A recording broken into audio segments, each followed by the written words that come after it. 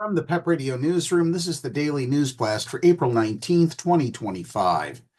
LGBTQ Nation is reporting some good news today. Fearful Philadelphians began contacting Angela Giampolo immediately following Donald Trump's 2016 election victory, though many queers locally knew about her LGBTQ plus focused law firm, which she established in 2008. She began wondering about people in rural areas in red states. Who would they contact to help protect their legal rights? That's when she dreamt up Caravan of Hope, a way to offer mobile legal services to LGBTQ plus people in underserved areas.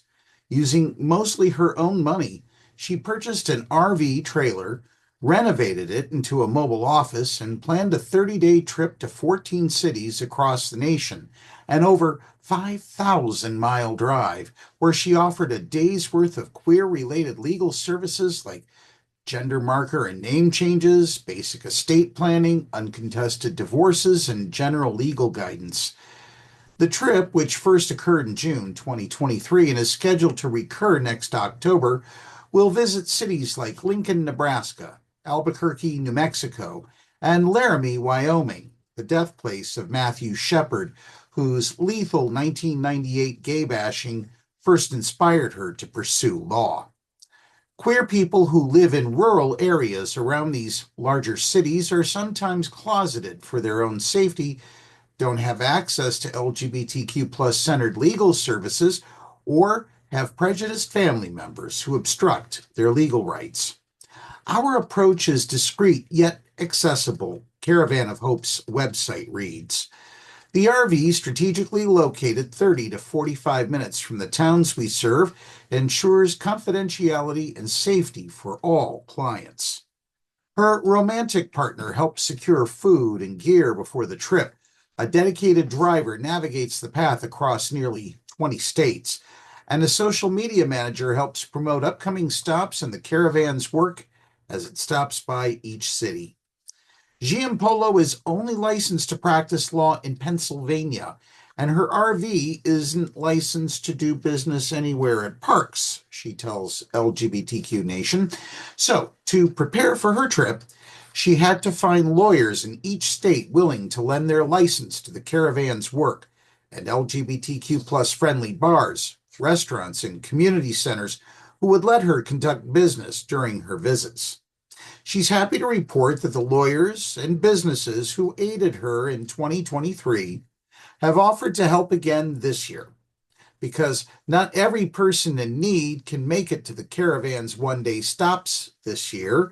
She and a small group of volunteer lawyers will also offer 2 weeks of virtual legal services online as part of her autumn tour. Recognizing the complexity of legal issues, we don't just stop at the initial consultation, the Caravan's website continues. We commit to ongoing support through online follow-ups, phone calls, and emails, aiming to conclude each case satisfactorily. Additionally, the Caravan brings a documentarian to help record its work and the first-person testimonies of others in need. Sometimes people will come to the Caravan seeking food, clothing, or shelter, non-legal needs that the Caravan can't provide, or just to share stories of hardship that can't be litigated. The documentarian captures these stories too. Giampolo says it can make an emotionally powerful difference. While Caravan of Hope has received hostile comments online and once had the waistlines of its vehicle cut during one of its overnight stays in an RV park, Giampolo says that most people have been supportive. Even curious neighbors in the RV parks, where the caravan stays overnight, will sometimes approach with questions and defensiveness, she says, but will then end up sitting and talking. I know those people will remember the things that we talked about forever, Giampolo says. Even more importantly, the caravan creates a sense of community that lasts long after the RV leaves town. The lawyers, community organizers, and business owners who collaborate to host the caravan all stay in touch afterward. Some have even formed relationships to throw recurring queer events or to continue offering community support of different kinds. That's the News Blast.